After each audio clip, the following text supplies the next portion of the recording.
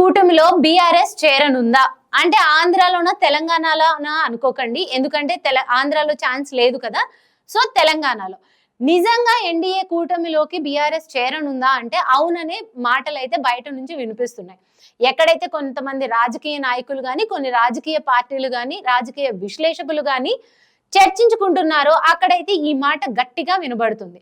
అంటే యాక్చువల్లీ ఆంధ్రప్రదేశ్లో ఉన్న ఎన్డీఏ కూటమి మళ్ళీ తెలంగాణలో కూడా నెక్స్ట్ ఎలక్షన్స్ కి కాంగ్రెస్ తో పోటీ పడనుంది. ఒక వినికిడి అయితే ఉంది.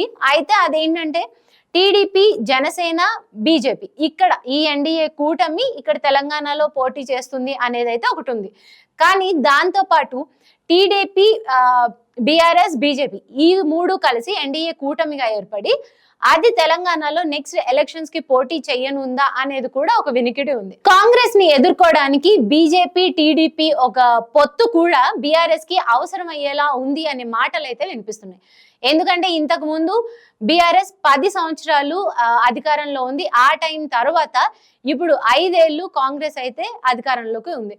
రేవంత్ రెడ్డి దెబ్బకి బీఆర్ఎస్ ఎన్డీఏ కూటమిలోకి చేరాల్సిందే అనేది కూడా వినిపిస్తుంది. ఇంకోటి ఏంటంటే మొన్న ఒకసారి ఒక 2 days బ్యాక్ కేసీఆర్ మాట్లాడుతూ చంద్రబాబు నాయుడుకి ఈసారి గెలిచే సత్తా లేదని, ఓన్లీ కూటమితో ఉండడం వల్ల మాత్రమే ఆయన గవర్నమెంట్ ఫామ్ చేసి ముఖ్యమంత్రిగా వచ్చారు అనేది కేసీఆర్ అన్న వాదన. అదే రోజు ఇంకో మాట కూడా కేసీఆర్ ఏమన్నారు అంటే ఈ తెలంగాణలో చంద్రబాబుని మళ్ళీ తీసుకొస్తారట, ఆంధ్రాలో చేయలేదు ఇంకా తెలంగాణలో ఏం చేస్తారో, అసలు తెలంగాణ ప్రజల్ని మోసం చేసిందే చంద్రబాబు అన్నట్టు కూడా కేసీఆర్ మాట్లాడారు.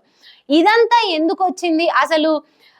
కేసీఆర్ కి ఇక్కడ పార్టీ అధికారంలో లేని కేసీఆర్ కి అక్కడ అధికారంలో ఉన్న చంద్రబాబు నాయుడుతో ఏంటి లింక్ అన్న క్వశ్చన్స్ అయితే అందరికీ రేజ్ అయ్యాయి. కానీ ఆన్సర్ ఏం దొరకలేదు.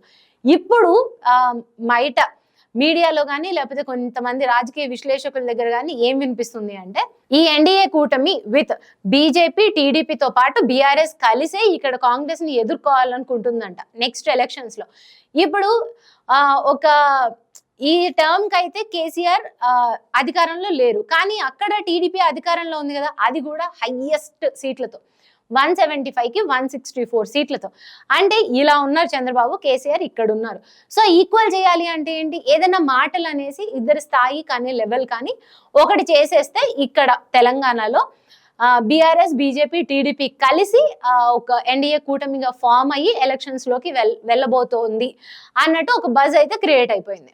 అసలు నిప్పు లేనిదే పొగరాదు అన్నట్లు అసలు ఇక్కడ సంబంధమే లేని చంద్రబాబు నాయుడు గురించి ఎందుకు కేసీఆర్ మాట్లాడుతున్నారు అనేది ఒక డౌట్ ఒకటి వస్తుంది కదా. అండ్ 10 సార్లు నొక్కి నొక్కి కేసీఆర్ ఏం చెప్తున్నారంటే ఈసారి కూడా మేము సింగిల్ గానే పోటీ చేస్తాం, సింగిల్ గానే అధికారంలోకి వస్తాం, సింగిల్ గానే గవర్నమెంట్ ఫామ్ చేస్తాం. ఎవరు అడిగారు? ఎవ్రీ టైం కేసీఆర్ వచ్చేది అలానే కదా, ఏ పార్టీలతో పొత్తులు లేకుండా ఆయన సింగిల్ గానే వస్తారు, బీఆర్ఎస్ పార్టీ ఒక్కటే వస్తుంది. మరి అలాంటిది ఈసారి మాత్రం నొక్కి నొక్కి చెప్పడం ఎందుకు? అంటే ఎవరికైనా మిక్స్డ్ సిగ్నల్స్ పంపించడానికా అన్నట్లు ఒక క్వశ్చన్ మార్క్ కూడా ఏర్పడుతుంది.